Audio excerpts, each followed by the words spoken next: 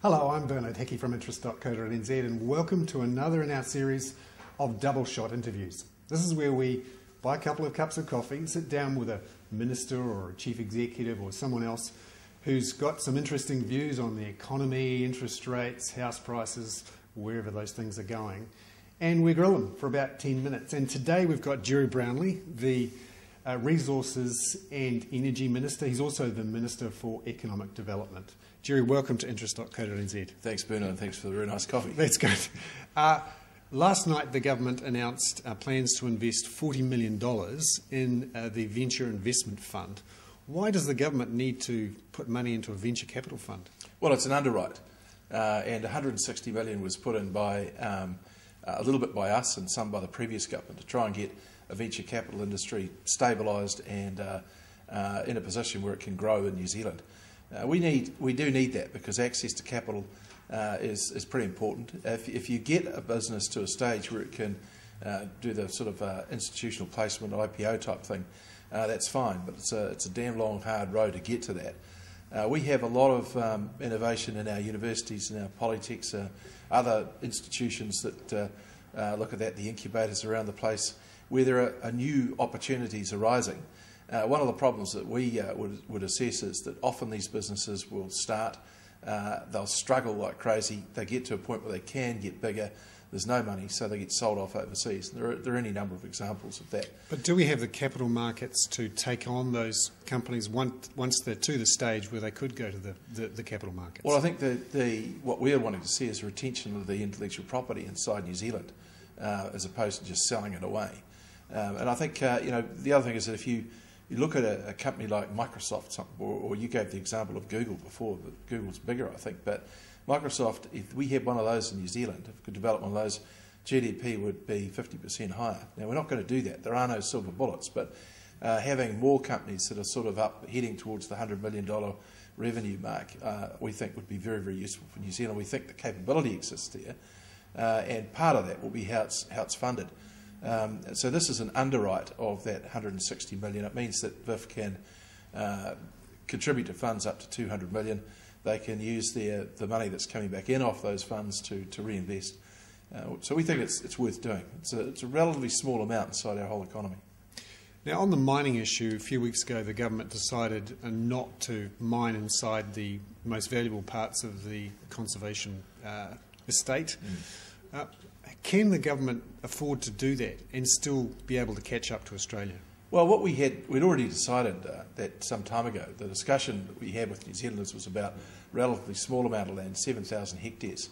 And even that would have seemed people were somewhat uncertain about. And one of the things that emerged during what was quite a long and proper discussion, in my opinion, the one that was from our perspective certainly carried out in good faith, was that New Zealanders were saying, yes, we think we could do more with mining, but we're very uncertain about whether you actually destroy some economic value by mining inside the pristine conservation estate. We accept that. So we've also committed to aerial magnetic survey of big chunks of the west coast and in particular Northland, and there'll be other parts of the country that will come into that over time. That will, we think, identify likely sources of resource. The Far North District Councils and regional councils up there very, very keen to see that developed. We know that, I can tell you today that since we started that exercise, we've had one large Australian company come in here to domicile in New Zealand. They've given us some indication of their plans this week. They are going to be coal mining in Bulla. They hope to have that up and running midway through next year. That initially will be a 1 million tonne a year operation. That'll mean big changes for the West Coast community. They're thinking up to 250 jobs. The average mining industry job pays $60,000 a year, so that's pretty encouraging. And of course, it'll mean infrastructure in the port and Westport, etc. It'll mean probably also more traffic on the Midland Line and more export out of Littleton. If you see that coming on stream with Pike River, who should be up to full production by that stage, that's a pretty encouraging picture. But are we doing enough on the mining area to be able to catch up with Australia? Well, that's exactly what's on the horizon at the moment. New Zealand also has some of the world's largest offshore iron sand resources, and there are a number of companies who are looking at how they might develop that resource in the near future. The most prominent of those is Trans-Tasman, and the plans that they've been able to share with me so far are very, very exciting. And that could develop into quite a sizable industry for us over a period of time. Are we doing enough to catch up with Australia in that regard? They're an enormously wealthy country compared to us as far as in situ value is concerned. We can do more, but you don't do this overnight. We've been talking about this for just over 12 months, and I think the progress in that time has been, in my opinion, quite good. I think we've now got a line in the sand where you can go, where you can't go. I think the changes made to the RMA will be very, very useful. We've brought in the Environmental Protection Agency so that our offshore issues can be dealt with properly. And I think we're progressing in an orderly fashion. Do you think the world faces peak oil? Look, I think peak oil is one of those sort of interesting things. You know, there'll be, as soon as I say anything that's contrary to the peak oil opinion on this program and others, I'll get deluged by people wanting me to read all sorts of stuff. But what I would observe is that New Zealand is a country that is considered now to be highly prospective. You've got other parts of the world that are quite prospective. A lot of the decisions that oil companies make about where to prospect and not relate to sovereign risk issues, and we're in very good space there. Is the world going to run out of oil? Look, I don't see it happening anytime soon, and if you look out the window, you can't see the world deserting a hydrocarbon economy for decades to come. So I think we're going to pay more for oil in the future, but if you'd gone back to 1930, you could have said that and been absolutely correct. So I don't think we should worry too much about that. We should be encouraging new technologies where we can, but you know they're going to take a long time.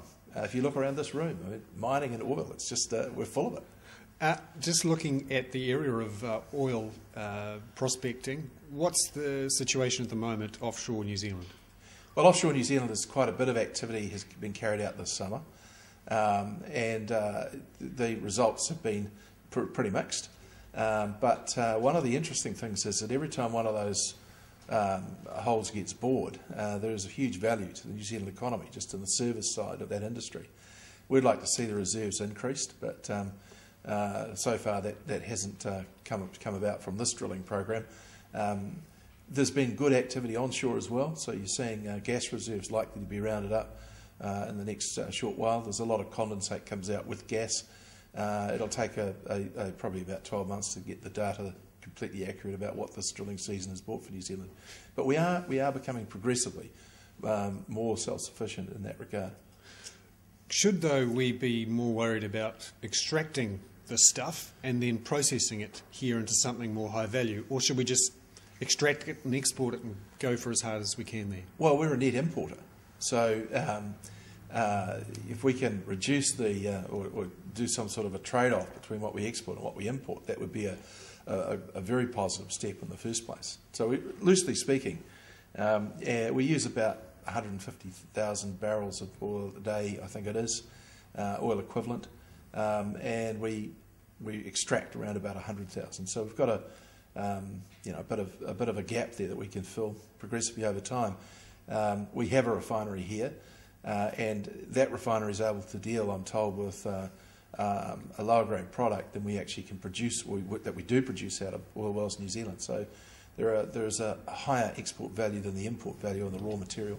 How can we be sure in drilling offshore that we don't go down the same route the Americans went with unsafe drilling and the sorts of risks we saw in the Gulf of Mexico? Yeah, I think we need to be clear. There are more than 4,000 drilling rigs operating successfully in the Gulf of Mexico right now. This was one that had a catastrophic event that has had disastrous consequences, although I see the reports today are that most of the slick has disappeared, microbe activity and such, which is pleasing, but that's not to mitigate the dreadful damage that's already done. I think the whole world will be looking to see exactly what went wrong in that situation, because these are very sophisticated technologies, and there'll be a desire to know exactly where some error occurred.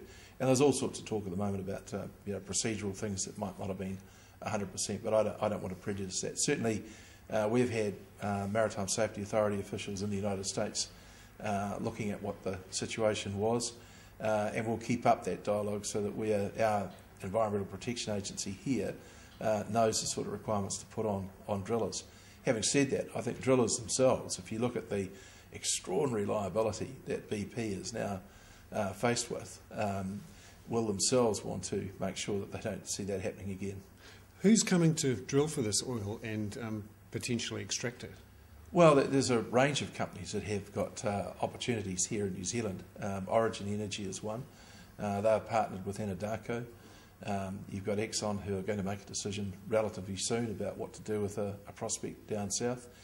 And any number of others. AWE has been one of the most successful here, and of course our own domestic New Zealand Oil and Gas, a very successful company. Alongside, I must say, Greymouth Petroleum as well, also locally owned. If we do strike it lucky, is there a risk of what some people call the Dutch disease, where you discover oil, have a surge of money into your economy, you get inflation, your manufacturing sector is destroyed, and you actually lose jobs, and in the long run you're worse off? Do you think there's a risk there? Well, I think there's a higher risk of getting worried about a problem that may not eventuate. And the other point I make is that if we were to strike some big sort of Klondike somewhere, then I think we would have to immediately start considering that problem and dealing with it. I don't think we can prepare for that. It's sort of crazy saying, look, we're taking all these moves because we might strike oil. I mean, it'd be one hell of a great problem to try and solve. The Norwegians have created a special fund to save the money. What do you think of that idea? Well, I think that's a great idea, and I don't discount the possibility of us doing that. At the moment, the New Zealand government receives roughly $1 billion in revenues from taxes and royalties from the sector. But we're a country, as you know, that is borrowing each week to stay afloat. So corralling some of that off at the moment we don't think is particularly useful. But if you were talking about a massive find where there was a very long life, there was a known royalty stream coming in, then I think you do start to get those sort of options. Do we raise enough taxes from our miners? Well, it depends where you look. If across the oil and gas sector, the government takes about 27% of gross by way of all taxes and royalty. When it comes to gold, there's a range of arrangements that are in place. Previous governments have wanted to do something about the current account, and so said, well, look, if you can find it, it is export, it's going to be positive to us. So that in some cases there are no royalties. But any new mining operation is going to have a relatively low royalty, but we're doing a review of that at the moment to bring us in line with what's attractive investment-wise in the rest of the world. We'd hope to have that sort of completed by the end of this year. The Prime Minister has said that he doesn't want New Zealanders to become tenants in their own land. He's particularly talking about farmland. Yeah.